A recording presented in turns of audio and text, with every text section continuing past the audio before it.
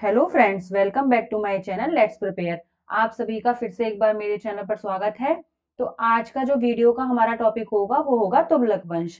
अपनी last videos में मैं दिल्ली सल्तनत पर जो राज है वो प्रारंभ कर चुकी हूँ, जिसमें मैंने गुलाम वंश और खिलजी वंश के बारे में बता दिया है और जिनका लिंक आपको डिस्क्रिप्शन बॉक्स से मिल जाएगा, आप वहां से पढ़ सकते हैं। अगर आपको मेरे बनाए हुए नोट्स पसंद आए, अच्छे लगे, तो प्लीज मेरे चैनल को सब्सक्राइब करें और लाइक करें और बेल आइकन को प्रेस करें, जिससे कि आने वाली वीडियोस का नोटिफिकेशन आप तक पहुंच जाए। तो चलिए स्टार्ट करते हैं। तुगलक वंश। जो तुगलक वंश है हमारा, ये 1320 से 1414 ईस्वी तक रहा है। 1320 ईस्वी में गाजी मलिक ने खिलजी वंश के अंतिम शासक जो था नसरुद्दीन खुसरो शाह, उसकी हत्या करके दिल्ली के सल्तनत में एक नए वंश की स्थापना की। कौन सा था? तुगलक वंश। और गयासुद्दीन तुगलक के रूप में सिंहासन पर बैठा। इसका नाम क्या था? गाजी मलिक, और ये गयासुद्दीन तुगलक के नाम से जाना गया। इस वंश ने 1414 ईस्वी तक दिल्ली की सत्ता पर राज किया। तुगलक वंश में कुल 9 सुल्तान हुए हैं। वो कौन कौन से हैं देख लेते हैं एक बार। गयासुद्दीन तुगलक, मोहम्मद बिन तुगलक, फिरोज शाह तुगलक, गयासुद्दीन द्वितीय है, अबू बकर है, नसरुद्दीन महमूद, अलाउद्दीन, नुसरत शाह और महमूद। तो ये जो 9 शासक हैं, इन्होंने तुगलक वंश में शासन किया। तो मुख्य रूप से जिनके बारे में हम अधिक पढ़ते हैं वो है गयासुद्दीन तुगलक, मोहम्मद बिन तुगलक और फिरोज शाह तुगलक। इनके बारे में ज्यादा जाना जाता है। तो चलिए बढ़ते हैं, गयासुद्दीन तुगलक के बारे में जान लेते हैं। इनके शासन की अवधि रही है 1320 से 25 ईस्वी तक। गयासुद्दीन ने तुगलक वंश की स्थापना की और 1320 से 1325 ईस्वी तक इसने राज किया, 5 वर्षों तक। इसका मूल नाम जो था गाजी मलिक था, गाजी मलिक तुगलक, और गयासुद्दीन तुगलक के नाम से इसको जाना गया। तो ये गाजी मलिक और गयासुद्दीन तुगलक एक ही हैं, कंफ्यूज मत होइएगा। नसरुद्दीन खुसरो की हत्या के बाद यह दिल्ली का सुल्तान बना। गयासुद्दीन ने दिल्ली सल्तनत क्षेत्र के विस्तार के लिए कई प्रयास किए थे। उसने वारंगल पर आक्रमण किया था, लेकिन जो इसका पहला आक्रमण था इसमें ये असफल रहा। वहां के राजा जो थे काकतीय राजा रुद्रदेव, उनको ये पराजित नहीं कर पाया। गाजी मलिक दिल्ली का पहला सुल्तान था जिसने गाजी, काफिरों का कातिल की उपाधि धारण की थी। उसने 1321 ईस्वी में तुगलकाबाद शहर की स्थापना की, जिसे अब तुगलकाबाद किले के रूप में जाना जाता है। तो देखिए, जो तुगलकाबाद शहर है उसकी स्थापना किसने की? गयासुद्दीन तुगलक ने। और इसने कौन सी उपाधि धारण की थी? गाजी, जिसका मतलब होता है काफिरों का कातिल। और इसको तुगलकाबाद शहर की स्थापना की है इसने, जिसको अब तुगलकाबाद किले के रूप में जाना जाता है। 1322 ईस्वी के द्वितीय अभियान के बाद वारंगल को दिल्ली सल्तनत में मिला लिया गया। गयासुद्दीन ने 1324 ईस्वी में बंगाल पर विजय प्राप्त की और उसने दिल्ली सल्तनत में उसे भी मिला लिया। तुगलक की नीति मंगोलों के प्रति बहुत कठोर थी। उसने इलखान ओलजीतू के दूतों को मार डाला और मंगोल कैदियों को कड़ी सजा दी थी। गयासुद्दीन तुगलक के शासनकाल में जनता की सुविधाओं के लिए किलों, पुलों और नहरों का काफी निर्माण कराया गया था। सल्तनत काल में डाक व्यवस्था को सुदृढ़ करने का श्रेय किसको दिया जाता है? गयासुद्दीन तुगलक को। देखिए, प्रश्न आ जाता है कभी कभी कि सल्तनत काल में डाक व्यवस्था किसके राज्य में अधिक मजबूत हुई, तो उसका श्रेय किसको जाता है? गयासुद्दीन तुगलक को। 1325 ईस्वी में बंगाल और तिरहुत की विजय से लौटने के बाद गयासुद्दीन की एक दुर्घटना में मृत्यु हो गई और उसके बाद उसका पुत्र मोहम्मद तुगलक गद्दी पर बैठा। तो अब पढ़ेंगे मोहम्मद बिन तुगलक के बारे में, जो गयासुद्दीन तुगलक का बेटा था। इसका जो शासनकाल रहा है वो 1325 से 1351 ईस्वी तक रहा है। एक दुर्घटना में गयासुद्दीन की मृत्यु होने के बाद उसका पुत्र जूना खान, उलूग खान, मतलब जो मोहम्मद बिन तुगलक है, इसके जो मेन नाम थे मुख्य रूप से जूना खान और उलूग खान के नाम से इसको जाना जाता था, और मोहम्मद बिन तुगलक की उपाधि इसको मिली। इसके बाद इसका नाम मोहम्मद बिन तुगलक हो गया। तो ये कब बना? 1325 में उत्तराधिकारी बना।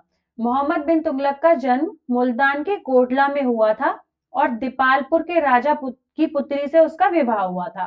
इसका विवाह किससे हुआ था? दीपालपुर के राजा की पुत्री से। प्रसिद्ध यात्री इब्न बतूता ने उसके शासनकाल में दौरा किया था भारत का। तो जो क्वेश्चन पूछा जाता है कि इब्न बतूता किसके शासनकाल में आया, वो मोहम्मद बिन तुगलक के काल में, तुगलक काल में आया था। वह एक ऐसा उदार सम्राट था जो समानता में विश्वास करता था। उसने जैन समुदाय के लोगों के साथ हिंदुओं को भी आजादी दे रखी थी। उसने राजधानी को दिल्ली से देवगिरी और वापस दिल्ली स्थानांतरित किया। उसने पहले दिल्ली से देवगिरी और फिर वापस दिल्ली स्थानांतरित कर दिया। मोहम्मद बिन तुगलक ने सांकेतिक मुद्रा यानी कि चांदी के सिक्कों के स्थान पर तांबे के सिक्कों की शुरुआत की थी। इसने चांदी के सिक्के के स्थान पर जो है तांबे के सिक्कों की जो प्रारंभ की थी वो इसने ही किया था। अपनी महत्वाकांक्षी असफल योजनाओं के कारण मोहम्मद तुगलक को असफलताओं का बादशाह कहा जाता है। मतलब इसने कई योजनाएं बनाई लेकिन वो असफल रही थी, इस कारण इसको असफलताओं का बादशाह भी कहा जाता है। जो मोहम्मद बिन तुगलक की असफल योजनाएं थी वो कौन कौन सी थी? दोआब क्षेत्र में कर वृद्धि, ये 1326 से 27 ईस्वी में हुई है। फिर राजधानी परिवर्तन जो इसने किया था वो भी असफल योजना थी इसकी। सांकेतिक मुद्रा का प्रचलन, खुरासन अभियान, कराचिल कुमायूं की पहाड़ियों का अभियान। चलिए इनके बारे में थोड़ा थोड़ा जान लेते हैं कि ये क्या योजनाएं थी। सबसे पहले आता है दोआब क्षेत्र में कर वृद्धि, ये 1326-27 ईस्वी में की थी इसने। मोहम्मद तुगलक ने दोआब के उपजाऊ प्रदेश में कर की वृद्धि कर दी, मतलब 50%, परंतु उसी वर्ष दोआब में भयंकर अकाल पड़ गया जिससे कि पैदावार जो है प्रभावित हुई। तो तुगलक के अधिकारियों द्वारा जबरन वसूलने से उस क्षेत्र में विद्रोह हो गया जिससे कि यह योजना असफल हो गई। फिर आता है राजधानी स्थानांतरण, ये इसने 1327 ईस्वी में किया। तुगलक ने अपनी दूसरी योजना के अंतर्गत राजधानी को दिल्ली से देवगिरी स्थानांतरित किया था। देवगिरी को कुब्बत इस्लाम भी कहा गया है। क्या कहा गया है? कुब्बतुल इस्लाम देवगिरी को। सुल्तान कुतुबुद्दीन मुबारक खिलजी ने देवगिरी का नाम कुतुबाबाद रखा था और मोहम्मद बिन तुगलक ने इसका नाम बदलकर दौलताबाद कर दिया था। तो जो कुतुबुद्दीन मुबारक खिलजी था उसने कुतुबाबाद नाम रखा था, तो देवगिरी का नाम जो है दौलताबाद के नाम से भी प्रचलित था। जैसे क्वेश्चन आ जाता है कि मोहम्मद बिन तुगलक ने अपनी राजधानी को कहां पर स्थानांतरित किया था? दौलताबाद में। सुल्तान की इस योजना के अंतर्गत सर्वाधिक आलोचना की गई। मोहम्मद बिन तुगलक की यह योजना भी असफल रही और उसने 1335 में दौलताबाद से फिर से उसने दिल्ली में अपनी राजधानी को स्थानांतरित कर दिया। उसके बाद आता है सांकेतिक मुद्रा का आरंभ, ये बहुत ही ज्यादा महत्वपूर्ण और बहुत ज्यादा जाना जाता है इसका जो असफल प्रयास था। इसने क्या किया था कि 1330 ईस्वी में तीसरी योजना के अंतर्गत मोहम्मद बिन तुगलक ने सांकेतिक व प्रतीकात्मक सिक्कों का प्रचलन करवाया। मोहम्मद तुगलक ने दोकानी नामक सिक्के का प्रचलन करवाया। सांकेतिक मुद्रा के अंतर्गत सुल्तान ने संभवतः पीतल और तांबा, यानी कि पीतल जो है फरिश्ता के अनुसार, तांबा बरनी के अनुसार धातुओं के सिक्के चलाए जिसका मूल्य चांदी के रुपए के टका के बराबर होता था। सिक्का डालने पर राज्य का नियंत्रण नहीं रहने से अनेक जाली टकसाल बन गए। लगान जाली सिक्के से दिया जाने लगा जिससे कि अर्थव्यवस्था ठप हो गई। और सांकेतिक मुद्रा चलाने की प्रेरणा चीन तथा ईरान से मिली थी इसको। वहां के शासकों ने इन योजनाओं को सफलतापूर्वक चलाया था लेकिन यह इसके द्वारा किया गया प्रयास जो था वो विफल रहा। देखिए ऐसा कहा जाता है कि जो इसके राज्य के समय में जो चांदी सोने सोने चांदी के सिक्के थे उन धातुओं की कमी होने के कारण इसने क्या किया, पीतल और तांबे के सिक्के चलवाए और इसने उनको चांदी और सोने के सिक्के के समान उसके समान के बराबर कर दिया जिससे कि लोग इसका फायदा उठाने लगे। वो नकली सिक्के बनाने लगे और चांदी और सोने के जो सिक्के थे उनको इकट्ठा करके अपने पास जो थे उनको बचा के रखने लगे और उसका यूज करने लगे जिससे कि यह इसका प्रयास असफल हो गया। इसको यह जो प्रेरणा थी ये कहां से मिली थी? ईरान और चीन से मिली थी। आगे बढ़ते हैं। विदेशी व्यापारी भारत में भारतीय वस्तुओं को खरीदते समय सांकेतिक मुद्रा का प्रयोग किया करते थे परंतु अपनी वस्तुओं को बेचते समय वे सांकेतिक मुद्रा स्वीकार नहीं करते थे जिससे अंतरराष्ट्रीय व्यापार असंतुलित हो गया और जो अर्थव्यवस्था थी वो बिगड़ने लगी। अब सोने तथा चांदी के सिक्के दुर्लभ हो गए क्योंकि लोगों ने उनको इकट्ठे करना शुरू कर दिया, जो उनके पास थे वो उनको बचा कर रखने लगे। सुल्तान को अपने प्रयोग को बंद करना पड़ा तथा सांकेतिक मुद्रा को समाप्त करना पड़ा, तो इसलिए इसका ये प्रयास भी असफल हो गया। फिर आता है खुरासन अभियान, इसमें देखते हैं। खुरासन को जीतने के लिए मोहम्मद तुगलक ने 3,70,000 सैनिकों की विशाल सेना को 1 वर्ष का अग्रिम वेतन दे दिया। मतलब उसने क्या किया कि खुरासन को जीतने के लिए जो 3,70,000 सैनिक थे उस सेना को पहले से ही वेतन दे दिया, लेकिन राजनीतिक परिवर्तन के कारण दोनों देशों के मध्य समझौता हो गया जिससे कि इसकी यह योजना भी असफल हो गई और उसे आर्थिक रूप से हानि हुई। फिर आता है कराचिल अभियान। कराचिल अभियान के अंतर्गत सुल्तान ने खुसरो मलिक के नेतृत्व में एक विशाल सेना को पहाड़ी राज्यों को जीतने के लिए भेजा। उसकी पूरी सेना जंगली रास्तों में भटक गई और इब्ने बतूता के अनुसार केवल 10 अधिकारी ही बचकर वापस आ सके। इस प्रकार मोहम्मद तुगलक की यह योजना भी असफल रही। तो इन जो असफल योजनाओं के कारण इसको बहुत जाना जाता है। अंत में एक तुर्की गुलाम के खिलाफ सिंध में जूझते समय ठट्टा में 20 मार्च 1351 को उसकी मृत्यु हो गई, जिसके बाद फिरोज शाह तुगलक शासनकाल में आए, जिसकी समय सीमा थी 1351 ईस्वी से 1388 ईस्वी तक। फिरोज शाह तुगलक का जन्म 1309 ईस्वी में हुआ था। उसके पिता का नाम मलिक रजब था। गियासुद्दीन तुगलक ने अपने भाई की मृत्यु के पश्चात फिरोज की देखभाल की थी। मोहम्मद तुगलक ने उसे अमीर हाजिब के पद पर नियुक्त किया था। इस पर रहते हुए उसने सुल्तान मोहम्मद तुगलक की सेवा करके उसका विश्वास प्राप्त कर लिया। फिरोज शाह तुगलक मोहम्मद बिन तुगलक, जिन्होंने 1324 से 1351 ईस्वी तक शासन किया था, उनकी मृत्यु के बाद सिंहासन पर बैठे। उलेमा के सहयोग से 22 मार्च 1351 को ठट्टा में ही फिरोज का राज्याभिषेक संपन्न हुआ। यह एक उदार शासक था और उसने उलेमा वर्ग की सलाह मानते हुए धार्मिक आधार पर एक इस्लामिक राज्य की स्थापना की थी। इसके शासनकाल में हिंदुओं को जिम्मी की संज्ञा दी गई। अब ब्राह्मणों को भी जजिया कर देने के लिए बाध्य किया गया। हिंदुओं के अनेक मंदिरों को नष्ट कर दिया गया। मंदिरों की मरम्मत पर पाबंदी लगा दी गई। फिरोज ने अपने शासनकाल में 23 कष्टदायक करों को समाप्त कर दिया था और केवल 4 कर को ही वसूलने का आदेश दिया था। वो कौन कौन से थे? खराज, जकात, खाम और जजिया। खराज जो है वो भूमि कर था। इसके बारे में जान लीजिए, ये कभी कभी क्वेश्चन आ जाता है तो इनके बारे में हमें पता होना चाहिए कि खराज कर जो था वो भूमि कर और भूमि की उपज के 10वें हिस्से के बराबर होता था। और जकात क्या है? इस्लाम धर्म के अनुसार 2.5% का दान, जो उन लोगों को देना पड़ता था जो मालदार हो, और उन लोगों को देते थे जो अपाहिज या असहाय और साधनहीन होते थे। मतलब जो अमीर लोग होते थे गरीब लोगों को ये दान देते थे। फिर आता है खाम, कब्जे में ली गई लूट का 5वां हिस्सा। ये 4 और 5वां हिस्सा सैनिकों के लिए छोड़ दिया गया था। फिर आता है जजिया कर। जजिया कर क्या था? ये गैर मुसलमानों पर लगाया जाता था, विशेषकर हिंदुओं पर। हालांकि महिलाओं और बच्चों को इस कर से छूट दी गई थी। फिरोज शाह तुगलक ने अपने राज्य में बुनियादी ढांचे के विकास के लिए प्रमुख रूप से काम किया। इन्होंने स्कूल, अस्पताल, नदी, नहरें, जलाशय, विश्राम गृह आदि अन्य चीजों का निर्माण कराया।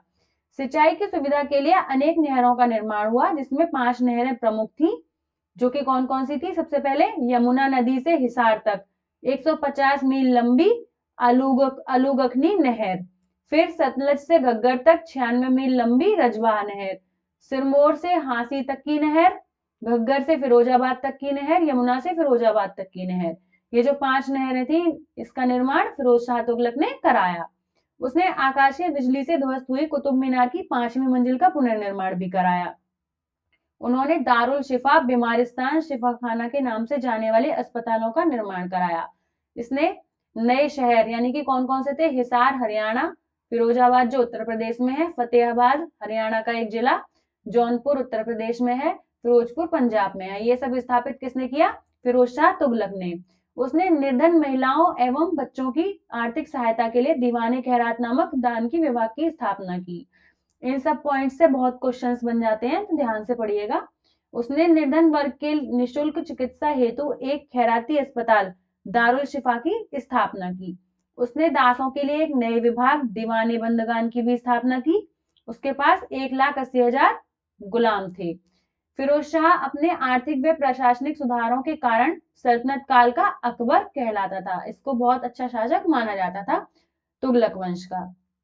वह मेरठ तथा टोपरा कहां पर? अंबाला में स्थित अशोक स्तंभों को दिल्ली ले गया। फिर अपनी नई राजधानी फिरोजाबाद में उनको स्थापित किया इसने। फिरोज शाह ने तांबा एवं चांदी के मिश्रण से निर्मित 2 नए सिक्के जारी करवाए, जिसे क्या कहते थे? अद्धा और मिस्र कहा जाता था। फिरोज तुगलक ने शंशगानी यानी कि 6 जीतल का नया सिक्का भी चलवाया था। उसने फारसी भाषा में अपनी आत्मकथा फुतुहत ए फिरोज शाही की रचना की थी। इसने अपनी आत्मकथा जो थी वो फारसी भाषा में लिखी थी, जिसका क्या था? फुतहत ए फिरोज शाही नाम था। प्रसिद्ध इतिहासकार बर्नी उसका दरबारी कवि था। उसने तारीखे फिरोज शाही तथा फतवाए जहांदारी नामक पुस्तकें लिखी थी। किसने? बर्नी ने, जो कि फिरोज शाह का दरबारी कवि था। 1388 ईस्वी में फिरोज शाह तुगलक की मृत्यु के बाद तुगलक वंश लगभग समाप्त सा ही हो गया था, क्योंकि उसके बाद सारे शासक जो थे वो अयोग्य थे। तो जो ये 3 शुरुआती शासक रहे हैं ये महत्वपूर्ण माने गए हैं। इसके बाद आता है गयासुद्दीन द्वितीय। 1388 ईस्वी में फिरोज शाह की मृत्यु के बाद तुगलक शाह गयासुद्दीन द्वितीय के नाम से शासक बना। यह एक अनुभवहीन तथा भौतिकवादी शासक था। उसने सल्तनत की सुदृढ़ता के लिए कोई ठोस कदम नहीं उठाए। गयासुद्दीन के समय शासन व्यवस्था चरमरा गई। अंततः उसके आचरणों से क्रुद्ध होकर मलिकों और अमीरों ने उसे अपदस्थ कर दिया। फिर आते हैं अबू बकर। गयासुद्दीन द्वितीय के बाद अबू बकर जो है ये दिल्ली का सुल्तान बना। यह जफर खां का पुत्र था। ये 1389 में दिल्ली का सुल्तान बना। इसके शासनकाल में फिरोज के नायक के रूप में कार्य कर चुके शाहजादा मोहम्मद ने सल्तनत की सत्ता प्राप्त करने की कोशिश की थी। 24 अप्रैल 1389 में शाहजादा मोहम्मद ने समाना में स्वयं को सुल्तान घोषित कर दिया और इसके बाद मोहम्मद और अबू बकर के बीच सत्ता का संघर्ष शुरू हो गया। इस संघर्ष के बाद अबू बकर को 1390 में सिंहासन छोड़ना पड़ा, जिसके बाद नसरुद्दीन महमूद जो कि 1390 से 94 ईस्वी तक शासन किया इसने। 1390 में मोहम्मद और अबू बकर के बीच सत्ता का संघर्ष शुरू हुआ था। इस संघर्ष के बाद अबू बकर को सिंहासन छोड़ना पड़ा और 1394 ईस्वी में मोहम्मद की भी मृत्यु हो गई। अब आता है तुगलक वंश का पतन। 1388 ईस्वी में फिरोज शाह की मृत्यु के बाद सुल्तानों की होड़ लग गई। गयासुद्दीन द्वितीय, अबू बकर, नसरुद्दीन, अलाउद्दीन और नुसरत शाह क्रम से ये इन्होंने शासन किया था 1398 तक। महमूद तुगलक दिल्ली के तुगलक वंश का अंतिम सुल्तान था। मतलब अंतिम शासक कौन सा था तुगलक वंश का? महमूद तुगलक। महमूद तुगलक के समय में 1398 से 99 के बीच तैमूर ने उत्तर भारत के क्षेत्रों पर आक्रमण किया। तैमूर के आक्रमण से डरकर दोनों सुल्तान राजधानी से भाग गए। तैमूर के आक्रमण के बाद गुजरात भी दिल्ली सल्तनत से अलग हो गया था और तैमूर ने उच्छ और दीपालपुर के क्षेत्रों को जीत लिया था। 1405 ईस्वी में सुल्तान महमूद दिल्ली वापस लौटा और उसने 1412 ईस्वी तक शासन किया। लगभग 94 वर्षों के तुगलक वंश की सत्ता का अंत तब हो गया जब दौलत खान नाम का एक सरदार इसने दिल्ली पर अधिकार कर लिया। महमूद शाह की मृत्यु 1412 ईस्वी में हो जाने के बाद तुगलक वंश समाप्त हो गया और खिज्र खान ने 1414 ईस्वी में एक नए वंश की स्थापना की जिसे सैयद वंश के नाम से जाना गया। तो अपनी नेक्स्ट वीडियो में हम सैयद वंश के बारे में पढ़ेंगे। तो मेरे पढ़ाने का तरीका आपको अच्छा लगे तो प्लीज मेरे चैनल को सब्सक्राइब करें। Thank you.